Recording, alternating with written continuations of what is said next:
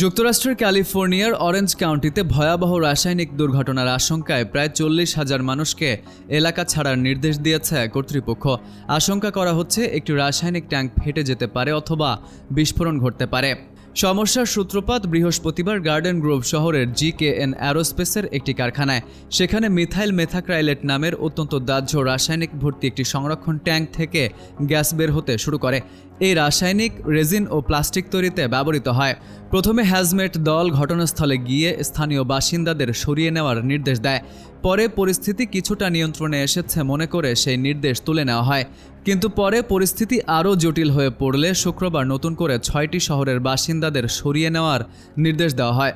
Orange কাউন্টির fire অথরিটির বিভাগীয় প্রধান ক্রেইগ কোভি সংবাদ সম্মেলনে বলেন, আমরা এখন এমন একটি ট্যাঙ্কের মুখোমুখি যা সরাসরি সংকটের মধ্যে রয়েছে।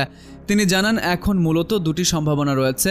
এক, ট্যাঙ্কটি ফেটে গিয়ে প্রায় 6 থেকে 7 হাজার গ্যালন বিপজ্জনক রাসায়নিক আশপাশে ছড়িয়ে পড়তে পারে। 2, ট্যাঙ্কের তাপমাত্রা অস্বাভাবিকভাবে বেড়ে বিস্ফোরণ ঘটতে পারে যা পাশের অন্যান্য জ্বালানি ও রাসায়নিক ট্যাঙ্কেও আগুন বা বিস্ফোরণের ঝুঁকি তৈরি করবে।